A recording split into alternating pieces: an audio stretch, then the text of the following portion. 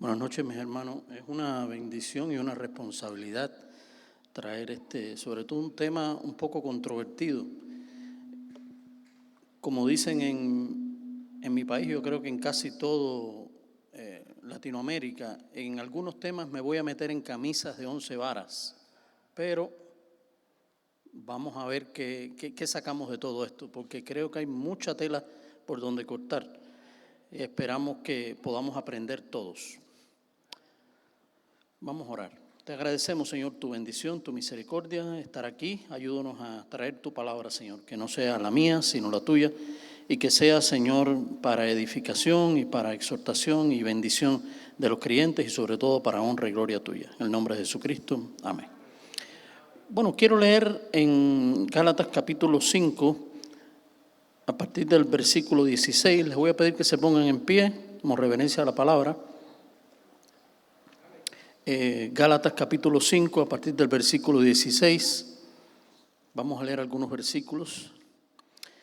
Dice: digo pues, andad en el Espíritu y no satisfagáis los deseos de la carne, porque el deseo de la carne es contra el Espíritu y el del Espíritu es contra la carne, y estos se oponen entre sí para que no hagáis lo que quisierais.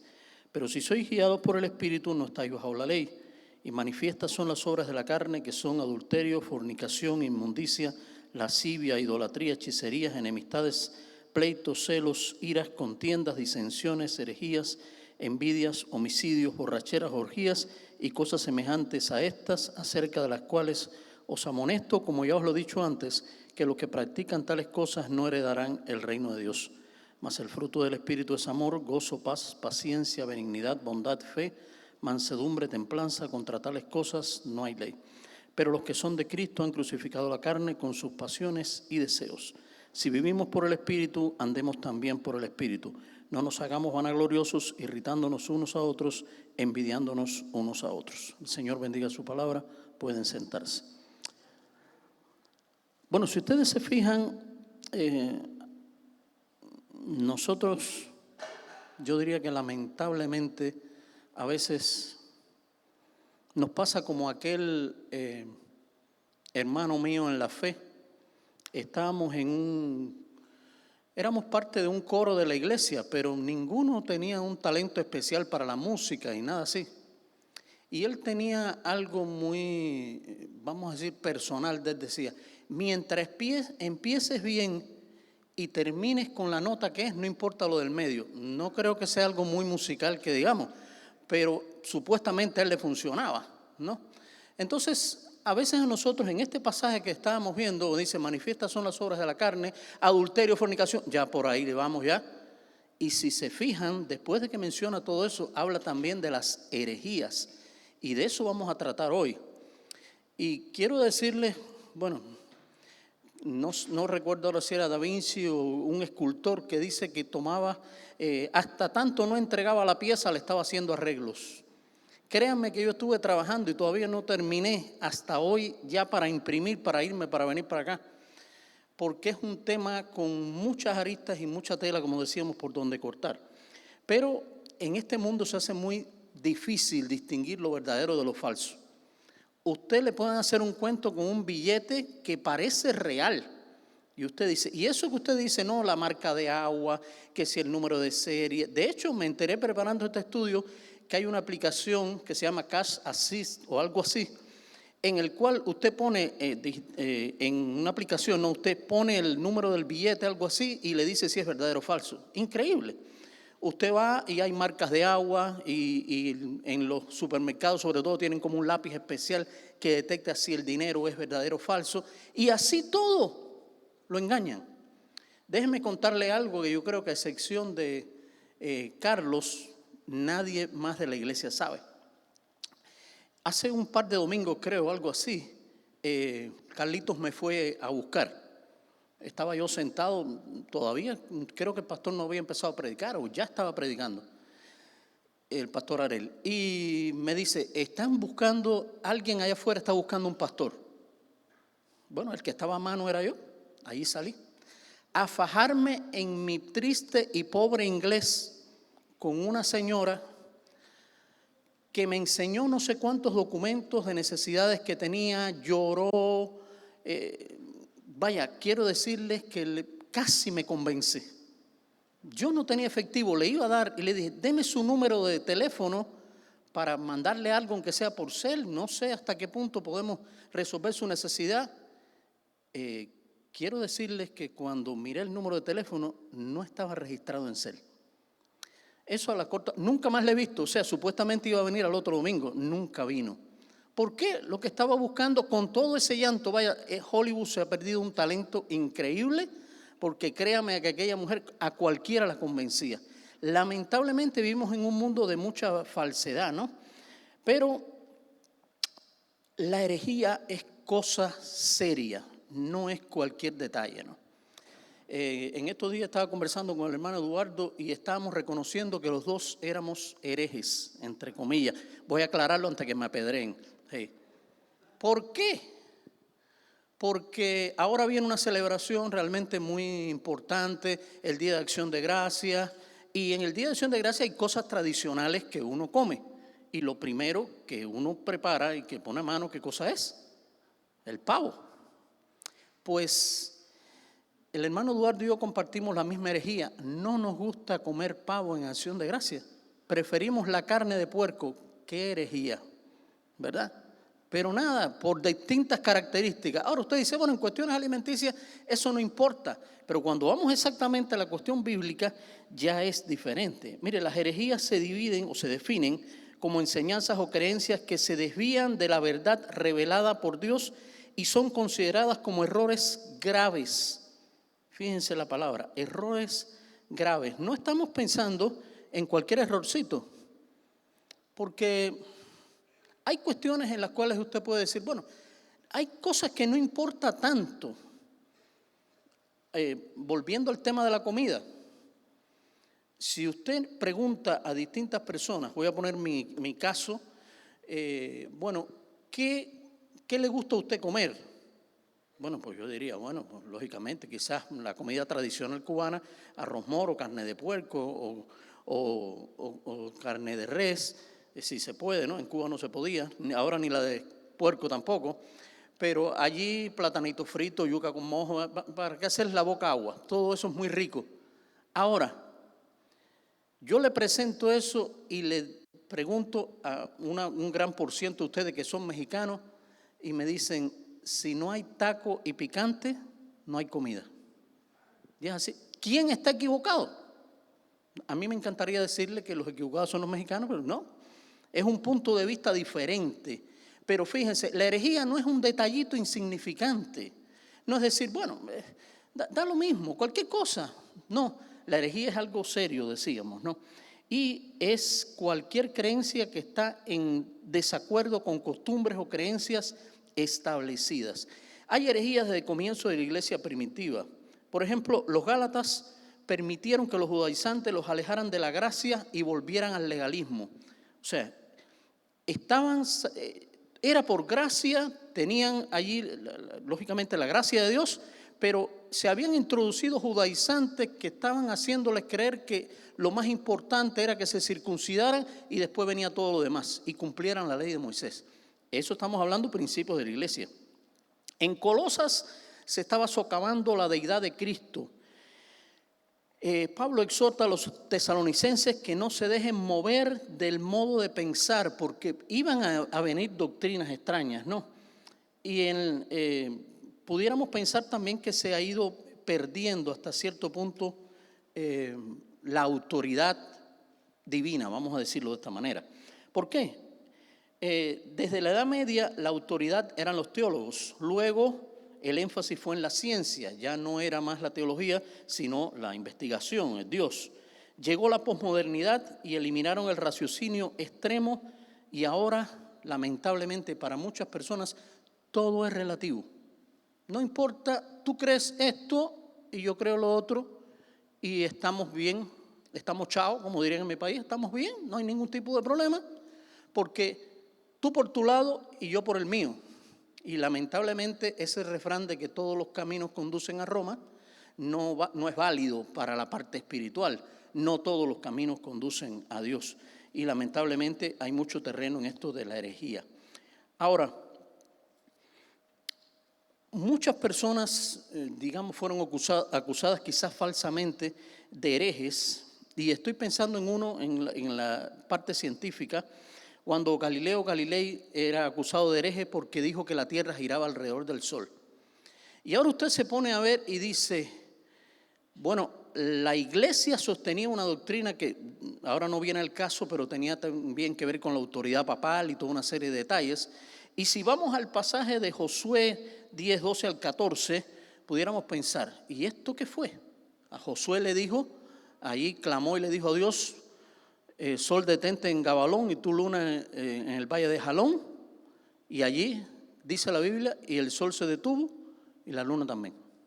Ahora, si vamos a ir directamente a eso, decimos, bueno, entonces, ¿qué pasó? ¿Era la luna? ¿Era el sol? ¿Qué cosa era? Era lo que Josué veía. Josué veía que el sol salía. De hecho, no lo usamos nosotros. Nosotros no decimos, mira, la tierra dio vuelta. No, el sol salió y el sol se puso.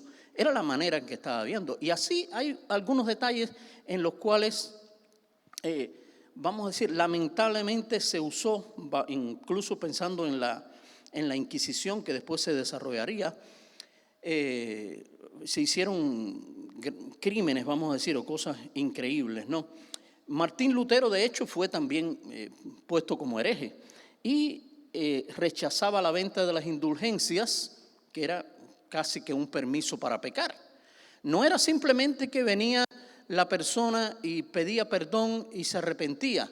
No, ya había llegado a un extremo este asunto de las indulgencias que usted ponía el dinero por anticipado para pecar. ¿Qué les parece? O sea, ya estoy pagando por un pecado que no he cometido, lo estoy pensando y ya estoy pagando por eso. ¿Hasta qué extremo llegó el hecho de recaudar? Porque era con un objetivo de recaudar determinados fondos, ¿no? Pero la herejía, decíamos, lo vamos a ver como una desviación doctrinal o una enseñanza errónea que contradice verdades cristianas vitales e innegociables. Cosas que usted no puede negociar. Cosas que usted no puede decir, bueno, con esto puede ser como la comida. Yo no sé cómo se pudiera mistear eso, ¿no? Pero que usted decía, no, voy a comer arroz moro con taco. No sé cómo funciona eso porque nunca lo he comido, pero no puedo hacerlo. Entonces, con esto hay verdades que usted no puede negar sobre la pena de que usted no valore las verdades fundamentales. Por ejemplo, después vamos a ver unos detalles en cuanto a eso, pero por ejemplo, la existencia de Dios, la deidad de Cristo, la salvación por fe, la Trinidad y la autoridad única y absoluta de las Escrituras. Ahí usted no puede tocar eso. No puede comulgar con decir, bueno, podemos decir que la Escritura es válida en algunas cosas, pero en otras no. No, tiene que creer realmente en la autoridad única y absoluta de las Escrituras. Esas son verdades que usted no puede negar. Hay otras verdades discutibles, verdades entre comillas. No, por ejemplo, la danza, los aplausos, si me arrodillo o no para orar, si leo la Biblia de pie. Aquí lo tenemos de costumbre, de que pedimos que las personas se pongan en pie para leer la Biblia, pero cuando usted lee la Biblia en su casa, ¿usted se pone de pie? No. Usted se sienta o se acuesta en dependencia como usted quiera, y no significa que usted le esté pidiendo reverencia a la palabra. Entonces, por eso decíamos que hay detalles que son intrascendentes, pero otros no necesariamente, son bien válidos, ¿no?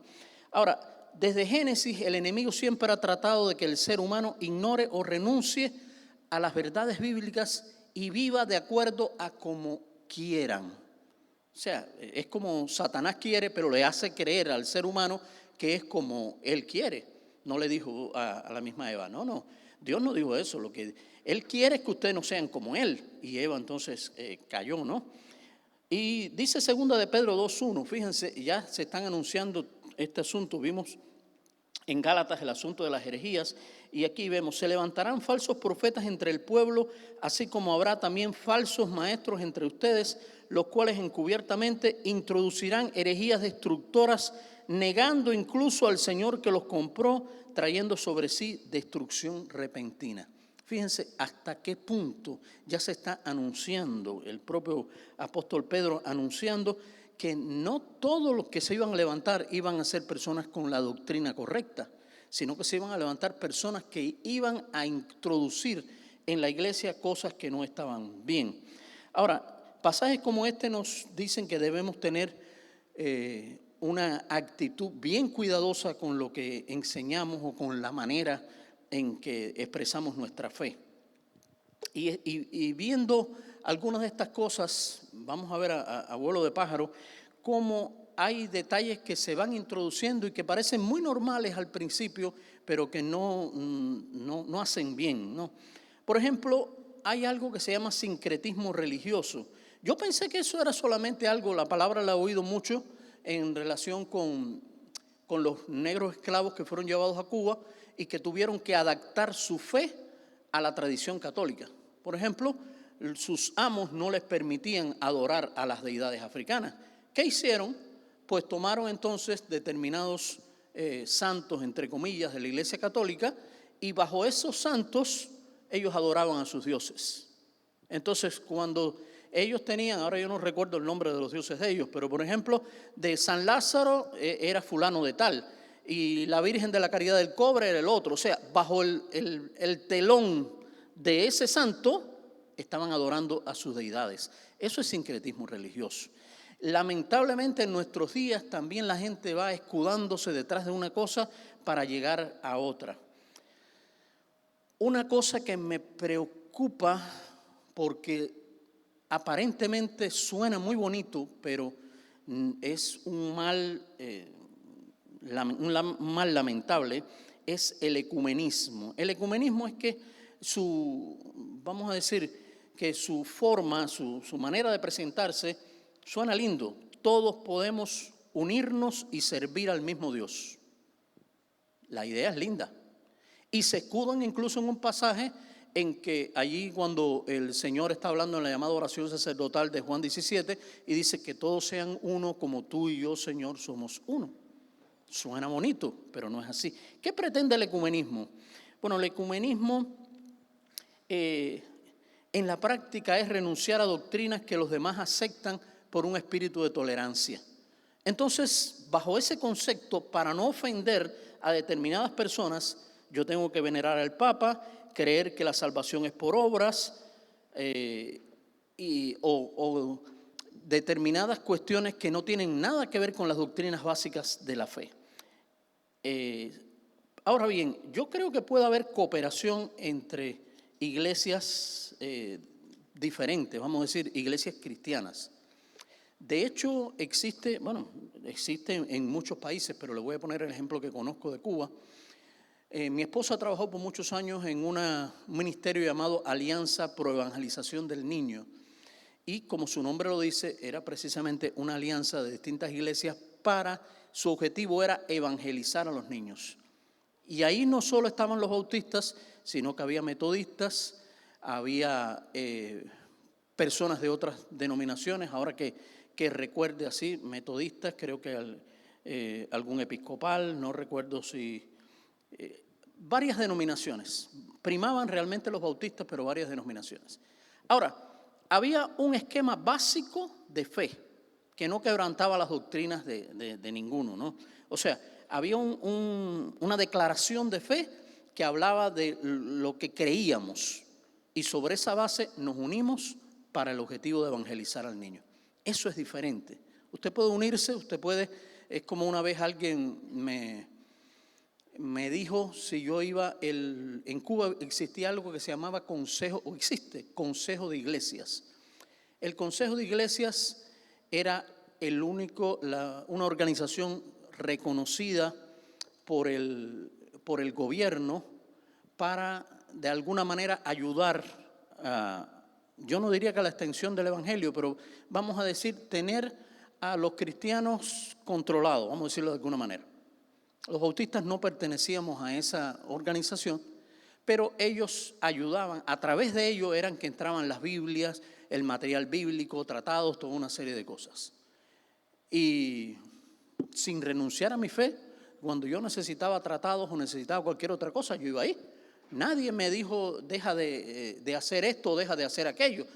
yo iba a recoger el material bíblico que necesitaba. Eso no era lo fundamental, no tenía que negar mi fe para eso. Pero como decíamos, este tipo de alianzas y de cosas en las cuales usted tiene que negar su fe es bien peligroso, ¿no?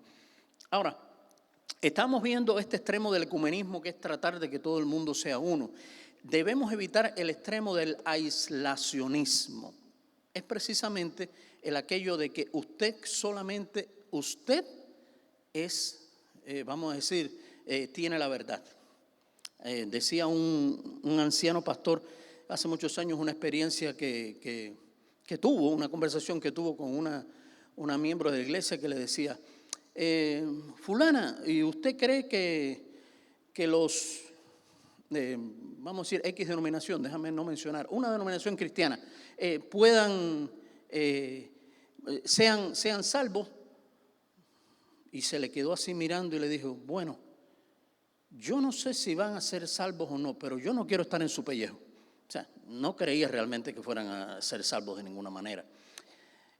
Saben que existe todavía personas que practican, vamos a decir, algo que le llaman, o sea, bueno, que creen que ellos son los únicos que tienen la verdad, vamos a partir de ahí, pero que llegan a este acto de la cena, algo que le llaman cena cerrada, donde de esta manera dicen, solamente pueden participar de la cena los miembros de esta o de otra iglesia bautista. Así, les estoy hablando con toda claridad. Pero está algo que le llaman todavía más estrecho, más cerrado, le llaman la cena cerrada con candado. Eso ya, gracias a Dios, está abolido, pero llegó un tiempo en que únicamente podían participar de la cena del Señor los miembros de esa iglesia bautista, ni siquiera de otras alrededor que tuvieran la misma fe y la misma práctica. No, eso es nada más. O sea, o llegamos, decíamos, los extremos al ecumenismo o llegamos al aislacionismo. Y nosotros tenemos que evitar, decíamos, los extremos. Hace muchos años, y eso nos hizo daño en Cuba, imagínense ustedes, era fajados, así por decirlo de alguna manera, con problemas con el gobierno ateo, y entonces el propio gobierno nos echaba a fajar con otras denominaciones, nos ponía en disputa con otras denominaciones, ¿no? Siempre recuerdo que medio en broma, medio en serio, llegó un hermano pastor a un campo misionero donde yo estaba, y el auto en que él estaba manejado por otra persona que yo no conocía. Y llegó y me dijo, mira Pablo, aquí, bueno, me dijo a lo que venía y demás. Y como yo no conocía al chofer, me lo presentó. Mira, aquí te presento al hermano José. Y se me queda así, dice, bueno, es pentecostal, mejor primo. O sea, no vamos a ponerlo de hermano, vamos a ponerlo por lo menos de primo. No tenemos el beneficio, ni creemos que no lo sabemos todas. Y le digo, ocurrió medio en broma, medio en serio, pero lamentablemente para algunas personas solamente ellos tienen la razón. Ahora, ¿cómo podemos evitar los extremos? Y les voy a decir algo que a mí me voló el cerebro, vamos a decirlo así. Porque cuando estaba estudiando esto, dije, si yo hubiera conocido esto antes, ¿cuántos errores me hubiera evitado y cuántas discusiones tontas donde eché horas discutiendo me hubiera evitado si hubiera conocido esto? Saben que hay doctrinas de primer, segundo y tercer orden. Y sobre esa base es que usted puede decir, esto no es negociable, esto pudiéramos considerarlo y esto no es tan importante. Y les voy a decir las doctrinas.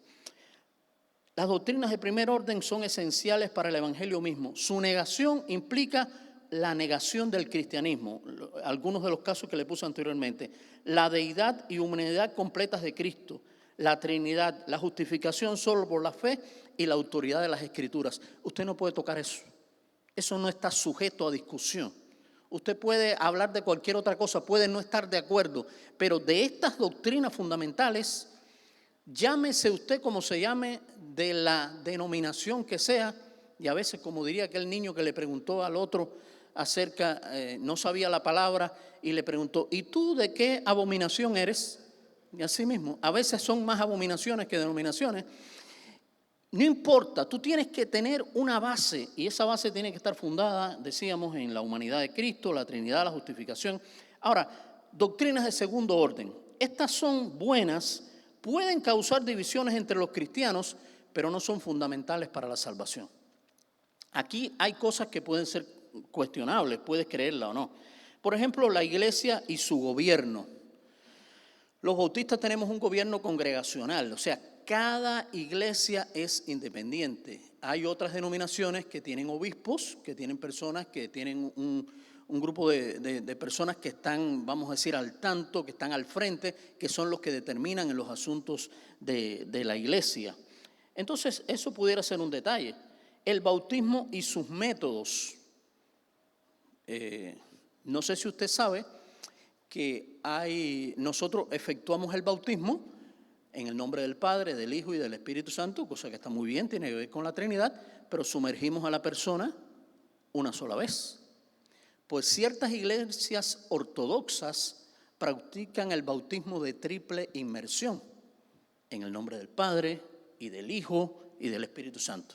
Si yo tragué agua con una sola vez, imagínense ustedes, me trago el bautisterio completo ya con esa triple inmersión. Ahora, ¿tiene eso algo que ver que usted se sumerja una vez o se sumerja tres? Y tiene su simbolismo, ¿no? Por los 3 días que Cristo estuvo muerto, por las 3 personas de la Trinidad. Ahora, que usted haga el bautismo con una inmersión o con 3 no tiene la mayor trascendencia, ¿no?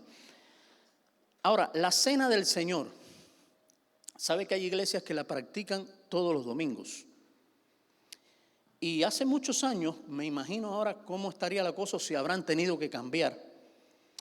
Hay una denominación en Cuba, yo fui pastor de una iglesia que estaba muy cerca de donde ellos tenían su sede, vamos a decirlo así, que ellos tienen como costumbre celebrar la cena del Señor. Ellos se reúnen, no tienen un culto organizado, vamos a decir, se reúnen como en círculos, algo así, no está como estamos nosotros acá, hacen como un círculo, allí se reúnen y ahora, por ejemplo, está el culto andando y dice, algún hermano tiene, por ejemplo, un himno y se para fulanito de tal y canta, y el otro llega y el que tiene palabra predica, un culto informal. Pero el detalle está en que la cena ellos lo hacen literalmente con una copa y bueno, el pan lo van partiendo y demás, pero una copa. Una vez que en algún momento yo conversé con uno de ellos y se me ocurre decir por qué no usaban los vasitos tan normal y corriente como usamos nosotros, y ese muchacho casi me va para arriba, porque para él aquello era una herejía, es lo que estamos hablando. Sin embargo, yo conocí jóvenes de la iglesia que, mire que yo no sé qué cosa es peor, si tomar en una sola copa o cierta hipocresía. ¿Qué hacían los jóvenes? ¿Se aseguraban de tomar primero o se hacían los que tomaban? Porque después que la copa pasaba por 15, 20 personas, ¿qué estaba tomando usted ahí? No creo que sea vino, ¿sabe? Entonces fíjense qué detalles. Ahora usted dice, es lo que dice, no hay que ser, tiene que ser en una copa y tiene que ser jugo de uvas. Díganmelo de mí en Cuba, que nosotros tuvimos que probar con cuánto vino había, de arroz, de cuánta cosa había, porque hubo un tiempo que no había, del que vendían que supuestamente era de uva. Esos son detalles, vamos a decir así.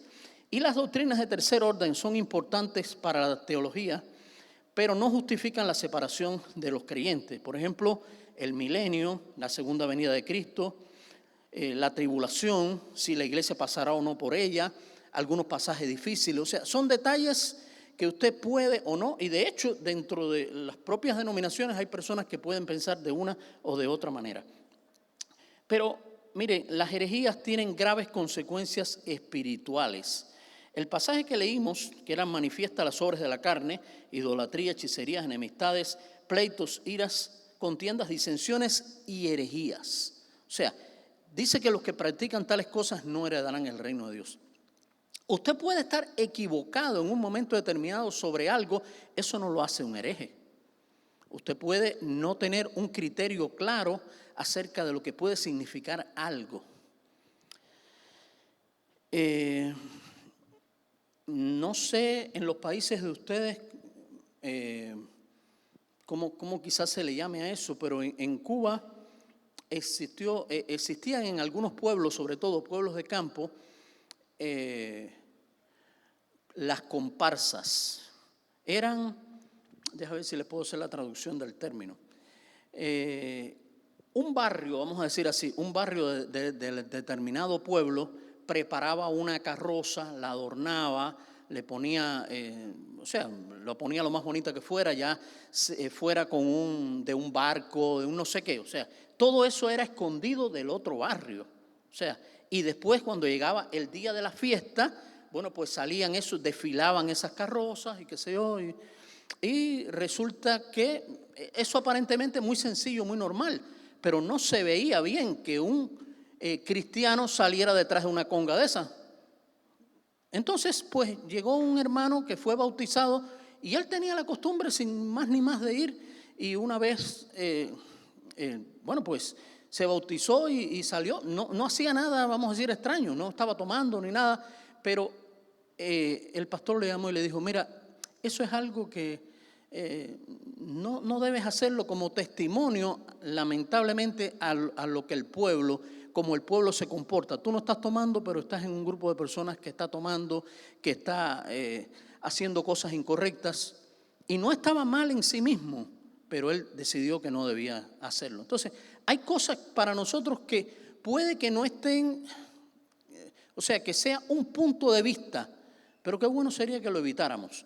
Cuando Pablo decía acerca de este asunto de comer la carne sacrificada a los ídolos, ponía un ejemplo. Bueno, por cierto, ¿por qué se enfrenta a esta situación? Porque esa carne sacrificada a los ídolos, por cierto, de primera calidad, después se vendía y se vendía más barato. Entonces, si fuéramos nosotros que siempre estábamos buscando los precios bajos, buscando lo más barato y que esté bueno, pues lógicamente. Y Pablo mismo decía, esa carne no significa nada. Ahora, si te ve un hermano débil que haya salido de este asunto de la idolatría de los ídolos y te ve comiendo esa carne sacrificada a los ídolos, entonces sí vas a ser una causa de caída para ese hermano. Y Pablo él mismo dice, si es así, entonces yo no comeré carne jamás. Ahí está enfatizando acerca de que hay detalles que pueden no ser muy importantes para nosotros, pero si es ocasión de caer un hermano, debiéramos evitarlo, ¿no? Las herejías pueden causar, decíamos, conflicto en la iglesia. Ahí está en 1 Corintios 11, 18 y 19, dice Pablo, primeramente he oído que al juntarse vosotros en la iglesia, hay entre vosotros disensiones y en parte lo creo. O sea, cuando habla de disensiones ahí, no es simplemente de criterios diferentes, es que ya hay algo en lo que no se están poniendo de acuerdo y por eso puede ser el camino para la herejía. El desafío para los creyentes entonces es mantenerse firmes en la verdadera enseñanza de la Biblia. Dice 2 Timoteo 2:15, esfuérzate para presentarte aprobado, un obrero que no tiene de qué avergonzarse, que maneja con precisión la palabra de verdad. Y aunque después vamos a ver algunos detalles de doctrinas heréticas y demás, pero es importante que ubiquemos que para poder conocer realmente, no podemos conocer quizás todas las doctrinas y todas las herejías que se han dado. Bueno, yo tuve que obviar y cortar y no mencionar algunas que no tenían que ver exactamente que tenían que ver con el Espíritu Santo, pero si nosotros conocemos bien las Escrituras y tenemos un correcto entendimiento de sus enseñanzas, eso es lo que nos va a evitar caer en herejías. Conocer la palabra, porque cuando usted parte, y siempre me encanta citar a los cristianos de Berea, estaba hablándoles el propio apóstol Pablo, no era cualquiera, era posiblemente, digamos, el intelectual cristiano más grande de su tiempo. Y sin embargo dice que los cristianos de Berea estaban oyendo, pero cuando Pablo terminaba, ellos iban a las Escrituras a ver si lo que Pablo decía era verdad.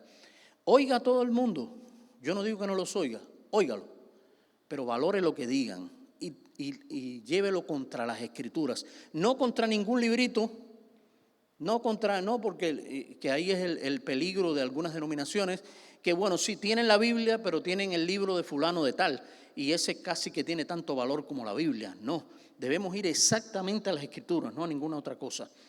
Y algunos versículos que nos pueden servir para guía contra las herejías. Está, por ejemplo, 2 Timoteo 3, 16, 17, que dice: todas las Escrituras inspiradas por Dios y útil para enseñar, para reprender, para corregir, para instruir en justicia. Gálatas 1, 8, aunque nosotros mismos, un ángel del cielo, les predicara un evangelio diferente, caiga bajo maldición. Primera de Juan 4, 1. Queridos hermanos, no crean a todo espíritu, sino pongan a prueba los espíritus para ver si proceden de Dios. Es que tenemos que mantenernos firmes en la palabra de Dios, no en ninguna otra cosa. Puede que usted no conozca mucho de determinados aspectos y le pueden presentar algo que usted dice: wow, suena bonito. Pero recuerden que así mismo les parecía a los atenienses, que dice que no encontraban mayor placer que en oír o decir algo nuevo. Vivimos en un mundo que nos encanta la novedad y que las cosas nuevas siempre son buenas. Bueno, de hecho la gente paga barbaridad de dinero por tener el último teléfono, que lo que tiene es un botoncito a la izquierda que no tenía el otro. Lo mismo teléfono, pero bueno, hace colas y paga miles de dólares y por una cosa, yo no digo cada cual con su dinero que lo maneje como quiera, pero lo que voy, no son detalles fundamentales. Usted debe estar bien claro en la palabra de Dios, mantenernos firmes en la palabra de Dios. Dos ejemplos de cosas, de pasajes mal usados de la Escritura que le parecen tener cierta razón. En Mateo 16, 18, el Señor le dice a Pedro: yo también te digo que tú eres Pedro, y sobre esta roca edificaré mi iglesia, y las puertas del Hades no prevalecerán contra ella. Lamentablemente se usa con el hecho de que Cristo constituyó la iglesia sobre Pedro, y no fue sobre Pedro. Es sobre la declaración que hizo Pedro. Esa roca, esa declaración, era lo que Pedro decía: tú eres el Cristo, el Hijo del Dios viviente. Sobre eso fue que se estableció la iglesia. Sin embargo, ha sido malinterpretado. Otra malinterpretación es la de 1 Corintios 15, 29. Esta, ni los estudiosos se han puesto de acuerdo en qué consiste, pero lo que sí le puedo decir en qué no consiste. Porque si no, ¿qué harán los que se bautizan por los muertos si en ninguna manera los muertos resucitan? ¿Por qué se bautizan por los muertos?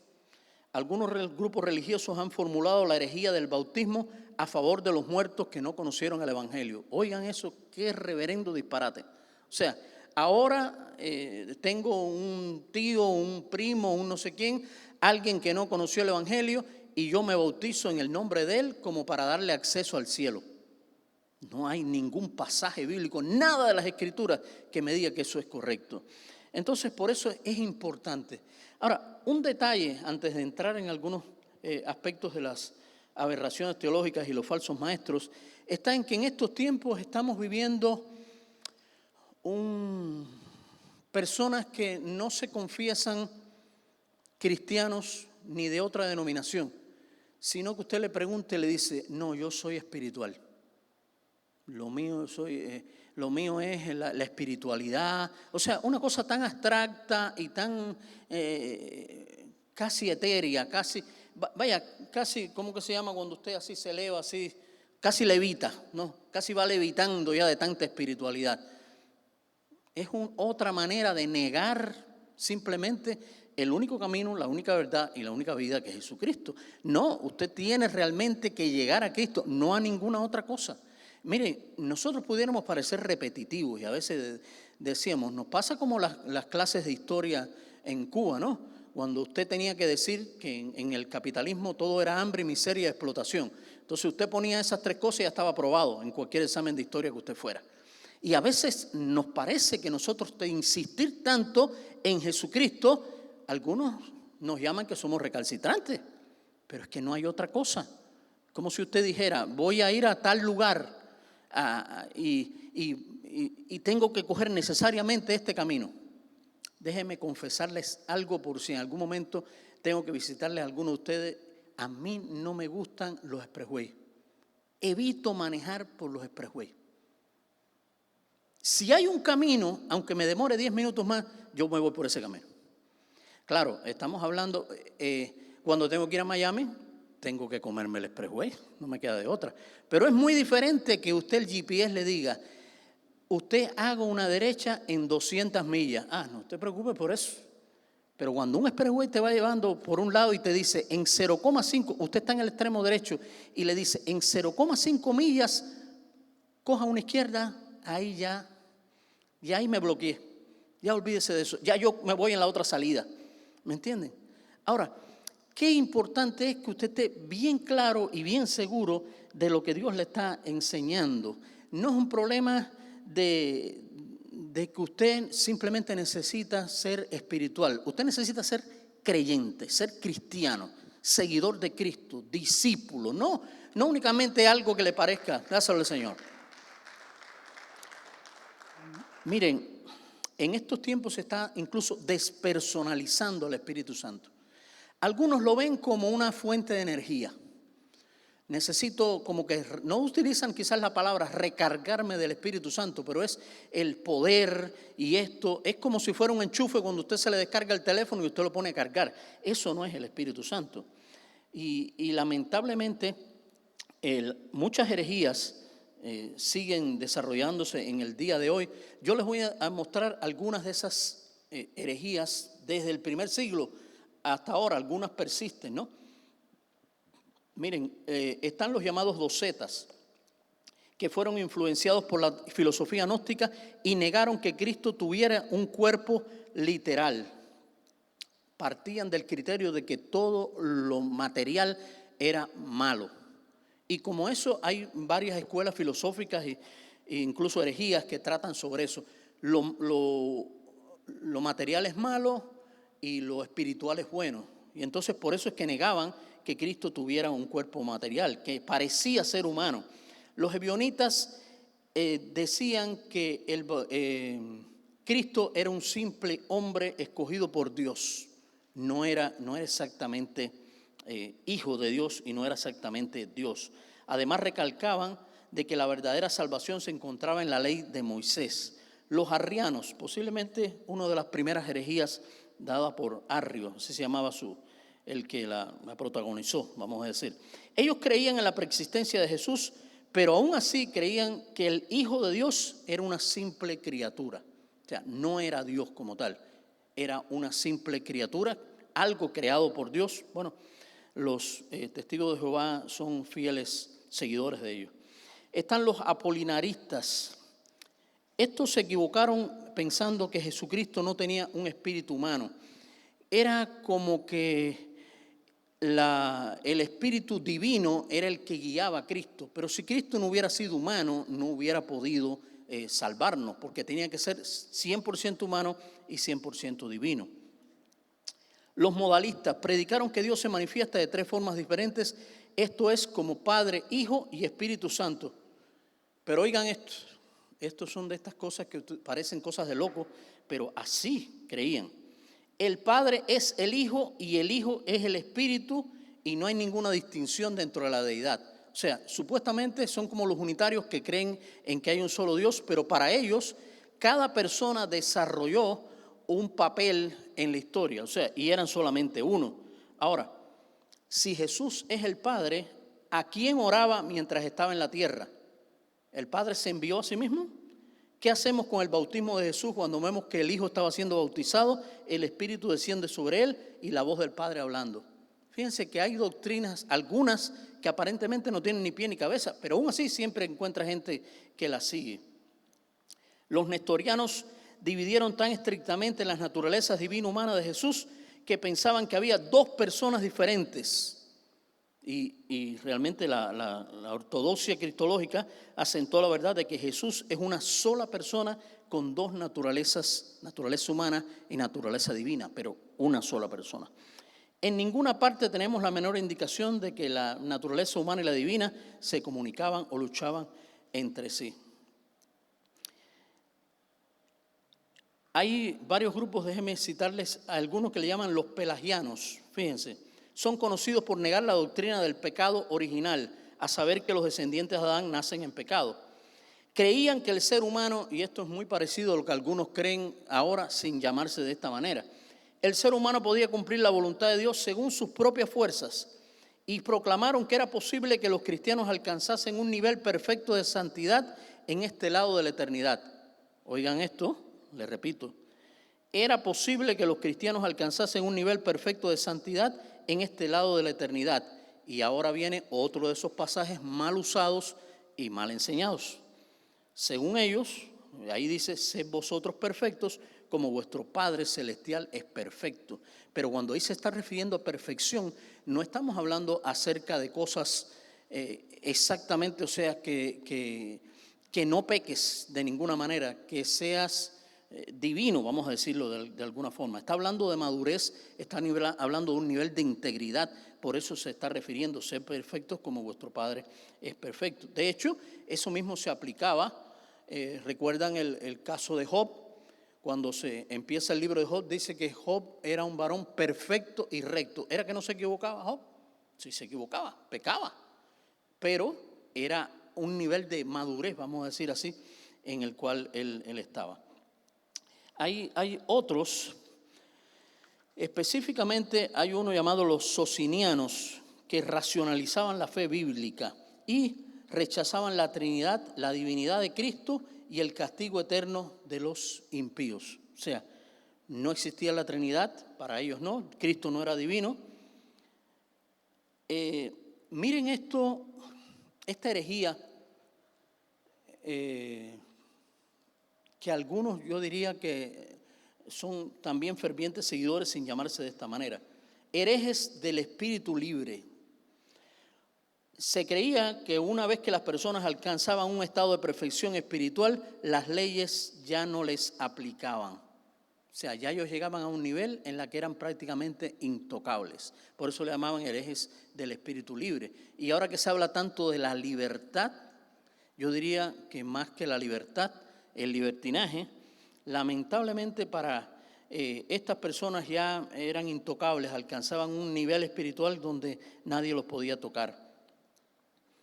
Y ahora, miren esto, hay una herejía llamada adamismo, se practicó sobre todo en el siglo II.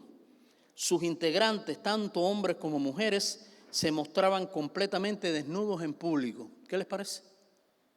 Qué reverendo disparate. ¿Por qué? Bueno, para ellos eso era como una manera de remedar la inocencia de Adán y Eva antes de su caída. Otra doctrina, otra herejía es el adopcionismo. Según esta, Jesús era un ser humano elevado a categoría divina. Era lo que realmente para ellos era Jesús. El gnosticismo, bueno, tiene muchas variantes, pero los gnósticos consideraban que el principal elemento de salvación era el conocimiento directo de la divinidad. O sea, he llegado a un nivel de conocimiento donde ya yo he llegado vamos a decir, incluso a través de intuiciones místicas o esotéricas. Yo puedo ser salvo conociendo realmente la divinidad, decían ellos, ¿no? El montanismo, decían tener revelaciones directas del Espíritu Santo, y después vamos a ver algunos detalles ya más actualizados que tienen que ver con nosotros, o sea, con nuestro tiempo. Pero para ellos, los montanistas, tenían revelaciones directas del Espíritu Santo y hablaban durante estado de éxtasis, enseñaban un ascetismo intenso, ayuno, pureza personal y tal estilo de vida. Para ellos era porque el regreso de Cristo era inminente. Lo peor era que esos mensajes que ellos supuestamente recibían del Espíritu Santo podían suplantar cualquier otra cosa. Podían suplantar lo que dijera la Biblia o cualquier otro detalle, ¿no? Aquí tengo al menos 15 herejías más que no les voy a mencionar porque para qué. Es más de lo mismo, vamos a decir así, en cuanto a detalles, pero es importante, yo diría, que meditemos en en la Biblia para poder concentrarnos en lo que sirve o no.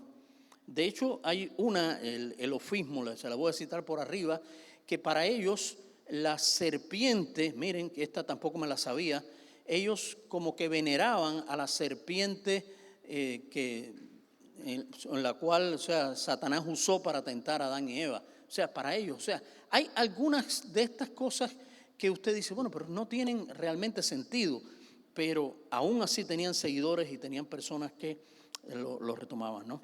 Ahora, lamentablemente nosotros estamos viviendo en un tiempo, o sea, hablamos de posmodernismo y algunos hablan de posverdad.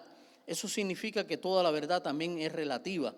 Y por eso la gente no quiere ir a hablar de verdades, no quiere ir a hablar de arrepentimiento, no quiere ir a hablar que tienes que depositar tu fe en Jesucristo, no quiere ir a hablar de cambio de vida, porque lo que necesita es mensajes motivacionales.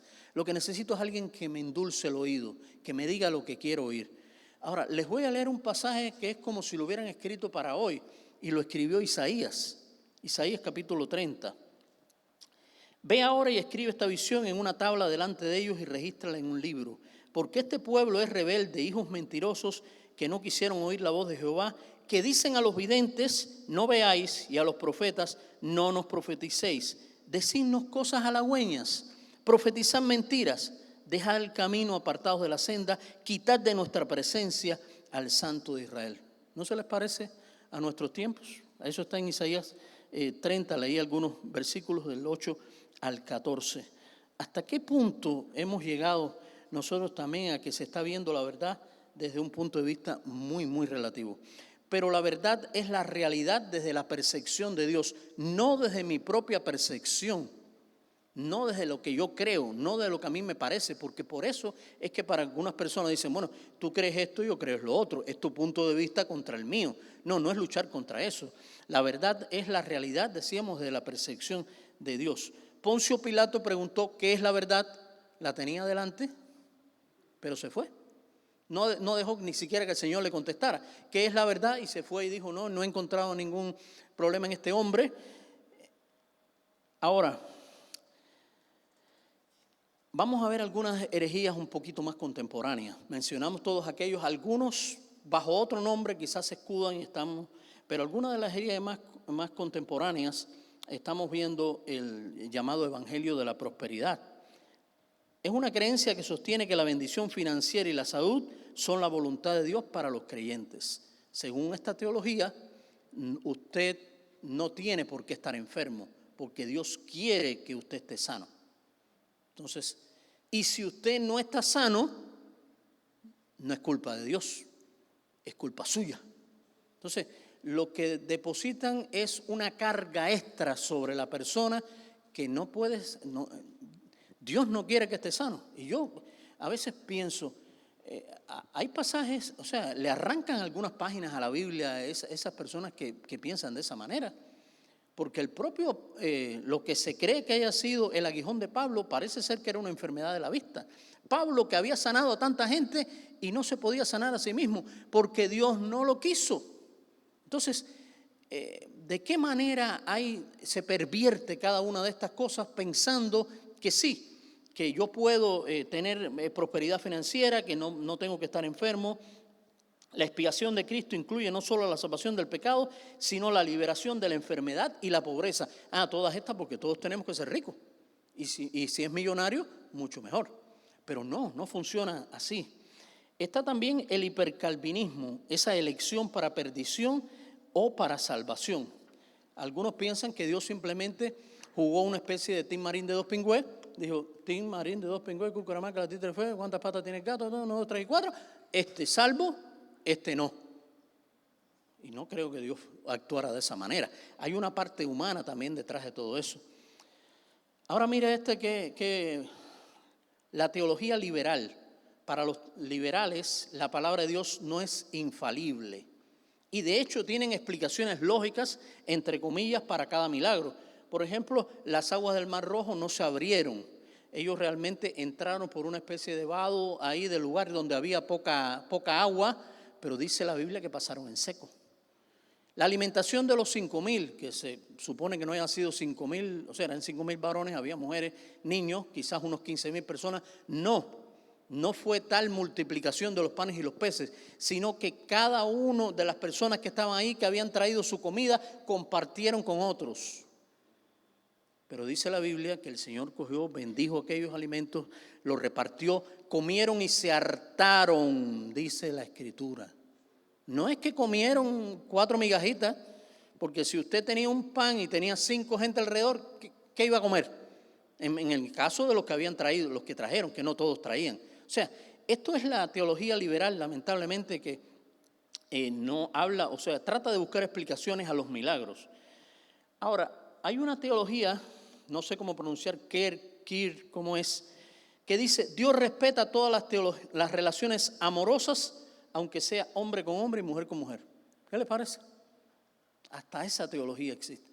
De hecho, conozco una iglesia en Cuba, aquí me imagino que las haya también, yo no las conozco, pero que es una iglesia abiertamente con personas homosexuales y lesbianas.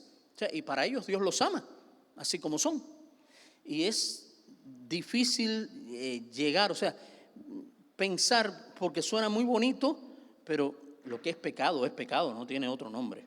El legalismo es la salvación a través de las leyes, ritos, tradiciones, y el antinomianismo, lo mencioné, pero quiero enfatizarles en algo que dice 1 Juan 3, 4 al 8. Ustedes saben que Cristo se manifestó a fin de quitar los pecados y en Él no hay pecado. Todo el que permanece en Él no peca. Todo el que peca ni lo ha visto ni lo ha conocido. Hijitos míos, nadie os engañe. El que practica la justicia es justo, así como Él es justo, y el que practica el pecado es del diablo. Para esta herejía, está bien relacionarnos con Dios y vivir plenamente, pero sin obedecerlo. Sí, hay una relación con Dios, pero hasta ahí. Hay algo que se dice, no sé realmente si fue verdad o mentira, en Francia existía un hombre que ustedes quizás habrán oído mencionar, Voltaire o Voltaire, que era un ateo empedernido. Y en un momento determinado lo vieron desfilando detrás de una procesión. Y alguien que lo conocía bien, bueno, era muy conocido realmente, le preguntó, ya Voltaire, ¿hiciste las paces con Dios? ¿Ya eres amigo de Dios? Dice, bueno, tanto como amigo no, nos saludamos de lejos. Y hay gente que vive así, o sea, como que quiere tener a Dios de lejito. O sea, sí, Dios es Dios, pero para que me dé las bendiciones, para que me ayude con esto, para que me ayude con mis problemas. Pero cuando tengo que seguirle, no, hasta ahí, Señor, no, yo no quiero tanto. Un poquito nada más, no, más que suficiente con lo que tengo, ¿no? Miren, este asunto de decretar, declarar, confesar, visualizar, yo no sabía que venía del hinduismo. Esto está, vamos a decir, visto en estas perspectivas, está camuflado dentro de la iglesia evangélica. ¿Y para qué hablarles de canciones cristianas enfocadas en el hombre y no en la santidad de Dios? O sea, esta es mi experiencia, en lo que a mí me pasó, lo que estoy, pero no estás basándote realmente en la santidad de Dios. Es desarrollando un ego y así.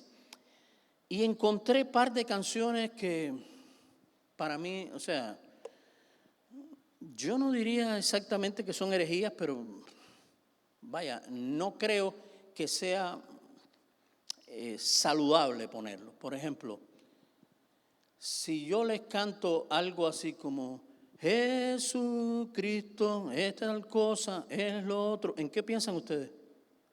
Vaya, canto muy mal y no quería darles la pauta o la norma, pero la idea está en que si usted toma una letra del mundo, como en este caso que le estoy diciendo, Despacito, que se puso de moda hace muchos años, y usted le pone música cristiana, yo no sé ustedes que quizás tienen un nivel espiritual muy alto ya, pero yo no pienso lo único que estoy pensando en Despacito, pasito a pasito, estoy pensando en otra cosa. Y así lamentablemente toman esta música, no, pero es para que la gente, no, es que yo no pienso en eso. ¿Y para qué decirles? Preparando este estudio, encontré una canción que me encanta como canta esta persona, se llama, bueno, la conocemos, Marcela Gándara, pero tiene una canción que se llama Si no estás tú. Búsquenla después y busquen la versión cristiana, así aparece, versión cristiana de Despacito, para que ustedes vean. Esto, si no estás tú, lo mismo se lo puedo decir a Dios que a mi mujer. Igualito, es lo mismo, porque está ahí reflejado de tal manera que usted encuentra una ambigüedad que lo mismo puede ser para la pareja que para el Señor. Entonces, no creo que eso sea exactamente algo que Dios quiera, ¿no? Con tantas cosas que hay espiritualmente hablando, ¿no? Repito nuevamente el pasaje que les leí de 2 Corintios 15, ahora en otra versión. Dice: esfuérzate para poder presentarte delante de Dios y recibir su aprobación. Sé un buen obrero, alguien que no tiene de qué avergonzarse y que explica correctamente la palabra de verdad. ¿Qué es lo que está pasando? Que se está, como dice la Escritura, apartarán de la verdad el oído y se volverán a las fábulas. Quieren oír algo que los entretenga, algo que les haga bien, que les diga cosas bonitas, pero cuando hay que decirle la verdad, hay que vivirlo de esa manera, ¿no? Bueno, ahora vamos a ir a otros detalles, vamos a decir, actuales también de estas herejías. Y una de las aberraciones de este movimiento, del G12 específicamente, es la predicación a favor de la manifestación del vómito santo, que según sus simpatizantes proviene del Espíritu Santo. Usted empieza con una especie de arqueadas hasta que vomita y según ellos eso es algo espiritual. Nunca he visto algo parecido. Algo también que tiene que ver con esto es la llamada risa santa, un fenómeno que ha generado controversia. Es la risa incontrolable de una persona presumiblemente como resultado de la presencia del Espíritu Santo. Miren, dice un pasaje, ahora no recuerdo exactamente dónde está, pero en el Antiguo Testamento, y dice: si no hicieren conforme a esto es porque no les ha amanecido. Suena muy bonito alguna de estas cosas, pero no tienen ningún basamento bíblico de ninguna manera. Entonces, ni del vómito santo, ni la risa santa, y voy a meterme, decíamos, en un tema que ahora me estoy metiendo en camisa de 11 varas. No sé cómo voy a salir de esto o si salgo vivo de aquí, pero estuve dudando entre hacerlo, pero el pastor Arel me dio el jueves la pauta. Y tiene que ver con este asunto de las lenguas, ¿no? No creo que sea exactamente una herejía, pero creo que hay que ver la manera en que se trabaja, ¿no? Miren, según el patrón bíblico de 1 Corintios 14, Pablo dijo: hablo más lenguas que todos ustedes.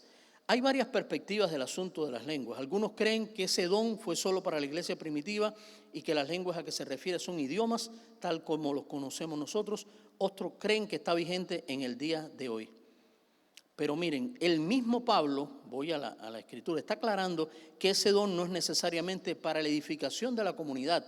Como dice el texto, nadie lo entiende. El propio Pablo dice: si usted está partiendo de un lugar, o sea, si entra y oye a un grupo de personas hablar, o sea, ¿qué van a pensar? ¿Realmente que están locos? Pablo anima a la iglesia a buscar el don de la profecía que puede edificar y fortalecer a los creyentes en lugar de enfocarse en impresionar a los demás con lenguas desconocidas. Yo personalmente no he hablado en lenguas, ni he visto a nadie que hable en lenguas. No quiero decir que no exista, fíjense, por eso les estoy aclarando.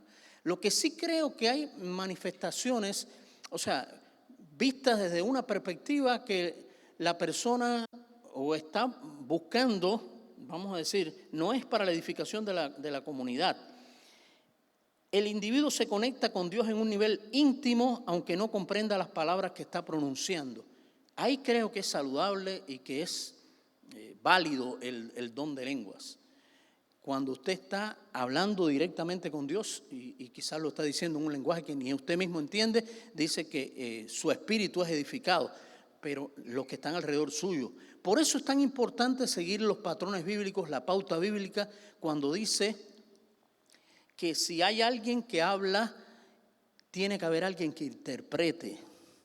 Eso es, perdóneme si a veces estoy tocando algunas sensibilidades, pero lo que dice la Escritura es lo que dice. Usted no puede ir en contra, aun cuando determinadas tradiciones le enseñen que tiene que ser de una manera o que usted lo vivió de una manera determinada. Y créanme, como le estoy diciendo mi caso, y yo soy de los que creo que Dios no se limita. Algunos dicen: no, ya hay cosas que no son para ahora, no podemos limitar a Dios. Lo que sí creo que hay que darle, tal como hacemos nosotros en nuestra iglesia, el lugar correcto a cada detalle, ¿no? Hablar en lenguas es una forma de oración profunda y personal donde se conecta con Dios. Y algo importante es el contexto histórico y literario. Cuando nosotros a veces tomamos un pasaje o vemos algo y nos parece y decimos: bueno, ya, Eso es, significa esto porque lo vemos de esta manera y ya. Algunas cristianos son muy enfáticos cuando toman un pasaje y dicen, las mujeres callen en la congregación. ¿Qué nos hacemos nosotros aquí que tenemos mujeres que dan estudios bíblicos y que dan algo de eso? Bueno, entonces estamos metidos en problemas. No analizamos el contexto histórico y literario en que Pablo se desarrollaba. No me voy a meter ahí en ese pedregal porque voy a esto, a lo que quiero llevarles en el sentido de los dones espirituales. Algunos miembros se mostraban más interesados en exhibir habilidades extraordinarias que en la construcción de la comunidad. O sea, el objetivo no era edificar, sino era demostrar que yo sí. Y por eso la iglesia de Corinto no es el mejor ejemplo. Ellos tenían muchos dones, pero yo creo que más problemas que dones. O sea, había divisiones, uno decía yo soy de fulano, yo soy de mengano, yo soy del otro. O sea, cuántos problemas y cuántas cosas tenían realmente. Sin embargo, como decíamos, Pablo dice, lo mejor es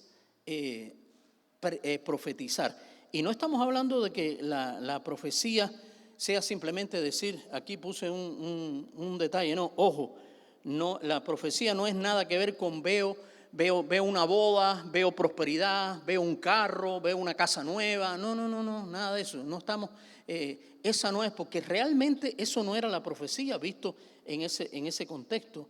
Era mensajes recibidos por el Espíritu Santo para edificación, exhortación y consuelo.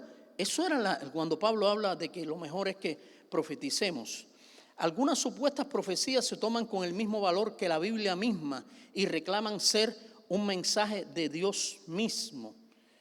Y es triste porque algunos incluso le llaman a estos llamados profetas o personas que se autotitulan profetas la palabra fresca de Dios. Como si la Biblia fuera algo muerto, algo que no sirviera. ¿Cómo tú me vas a hablar de una palabra fresca que contradice las propias escrituras? Nada que ver. La Biblia es muy clara que el Espíritu Santo es una persona real. Por eso en estas cosas que veíamos y que enfatizan tanto en el hecho de tomar el Espíritu Santo como una fuerza, como algo que no es divino, que no es una persona de la Trinidad, algo está mal ahí. Porque la revelación que el profeta daba era consistente con el carácter de Dios y con lo que Dios ya había revelado primeramente, ¿no? El Espíritu Santo se manifiesta de muchas maneras y aquí vamos a algunos detalles acerca de las cosas en las que sí no son herejías, sino manifestaciones reales del Espíritu Santo. Miren, Hechos 1 nos habla acerca de cosas que quizás no analizamos a profundidad, ¿no? ¿Qué tenían que hacer los discípulos después de que Cristo ascendió? Debían esperar, orar y permanecer juntos. Tenían una obra que realizar y antes de comenzarla tenían que orar a Dios por su presencia. Dice ahí en Hechos 1, todos estos perseveraban unánimes.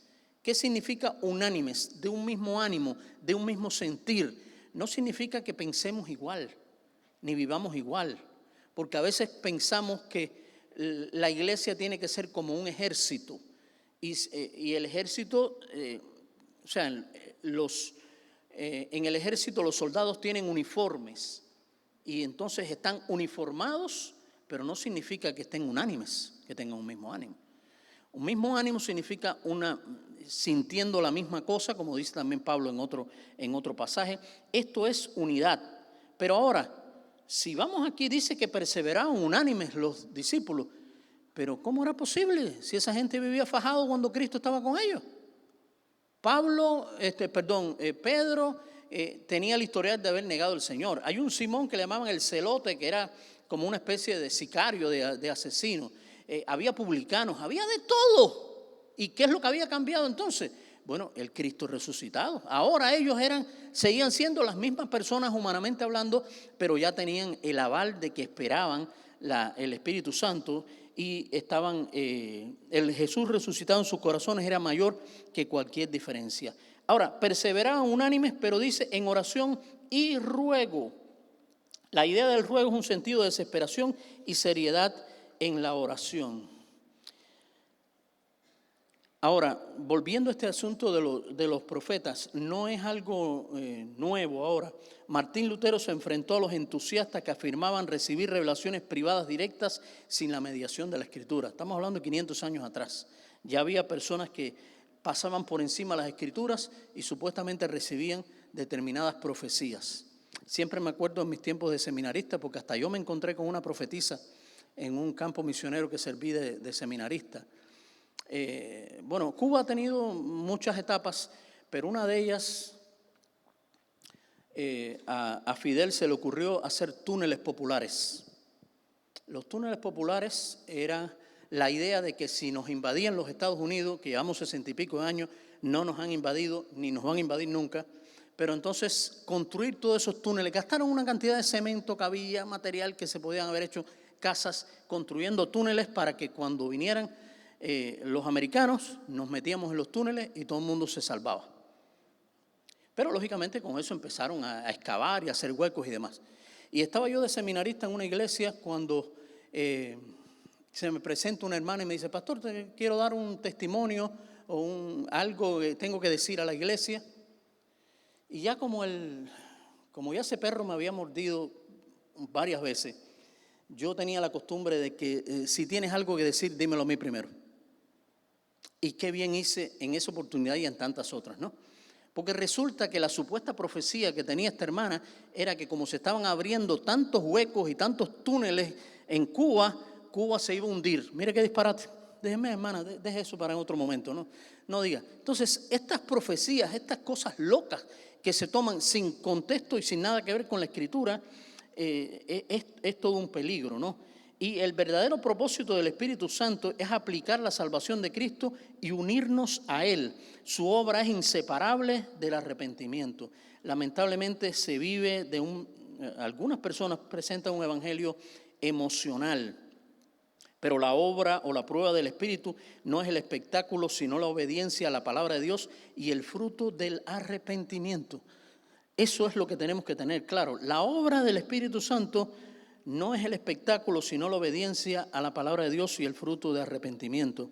Y la forma en que el Espíritu Santo se nos revela es a través de su fruto, y como dice la Escritura, es amor, gozo, paz, paciencia, benignidad, bondad, fe, mansedumbre y templanza. Y se manifiesta también a través de los dones del Espíritu Santo: sabiduría, conocimiento, sanidad, milagros, profecía, discernimiento de espíritus, lenguas e interpretación de lenguas. Hay un detalle que quería dejarles claro, que no tiene que ver exactamente con el tema, pero a veces se nos confunde. Por ejemplo, muchas veces se nos dice a nosotros, por ejemplo, se nos puede englobar se nos mete en varios sacos. Por ejemplo, fulano, en Cuba se utilizaba sobre todo: tú eres religioso. Religioso era cualquiera, religioso era lo mismo un cristiano que un santero, que un abacuá, que cualquier otro, o cualquiera que creyera en una divinidad afrocubana, qué sé yo. Eso era religioso. Pero a veces se nos dice también: bueno, porque ustedes son protestantes. Hay una diferencia entre protestantes y evangélicos, y voy a ver por encimita en el poco tiempo que me queda este detalle. Mire, los protestantes vienen de la Reforma y hacen hincapié en la sola Escritura, o sea, la Biblia como autoridad, la justificación por la fe y el sacerdocio de los creyentes. Los evangélicos también creen en estas cosas, pero se centran en la conversión personal, la inerrancia de las Escrituras, el evangelismo y la expiación de Cristo. Los protestantes no creen que los sacramentos sean necesarios para salvación. Algunas denominaciones protestantes incluyen los luteranos, presbiterianos, episcopales y congregacionales. Los evangélicos son un movimiento dentro del protestantismo que se enfoca en la predicación del evangelio y la conversión personal. Creen en la autoridad de la Biblia, la salvación por la fe y la necesidad de compartir el mensaje del evangelio con los demás. A menudo los evangélicos se identifican por su énfasis en la importancia de una experiencia personal con Jesucristo y en la necesidad de una vida transformada por el Espíritu Santo. Algunas denominaciones evangélicas nos incluyen a nosotros, los bautistas, los metodistas, los pentecostales y los carismáticos. O sea, nosotros no venimos exactamente de la Reforma, en este caso de los protestantes, pero sí somos evangélicos en el sentido real de la palabra.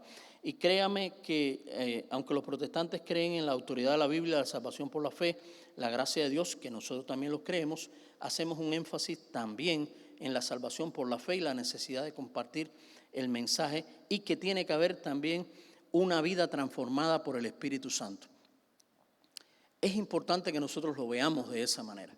No es conocimiento, este tipo de estudios de seminario bíblico está dado para que conozcamos, pero más que conozcamos, que nos centremos en aplicar a nuestras vidas todas estas verdades. Quizás ya, no digo mañana, antes de que usted se vaya a acostar, no se acuerda ni de la mitad de las cosas que yo dije, ni mucho menos las denominaciones que mencioné. Puede que ni se acuerde. Pero lo importante es que usted sí recuerde que a pesar de todas estas herejías, a pesar de todas estas distorsiones de la verdadera fe, lo que importa es que nosotros sigamos la Escritura, no otra cosa.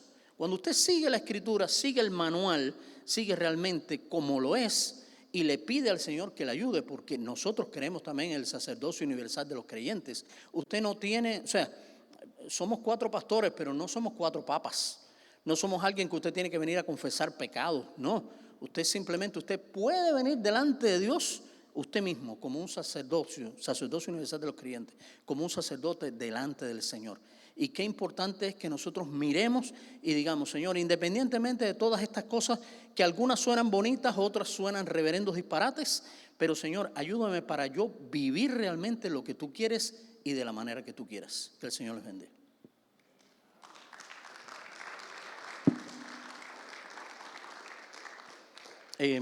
Lo que quedan son 10 minutos. Vamos, pastor.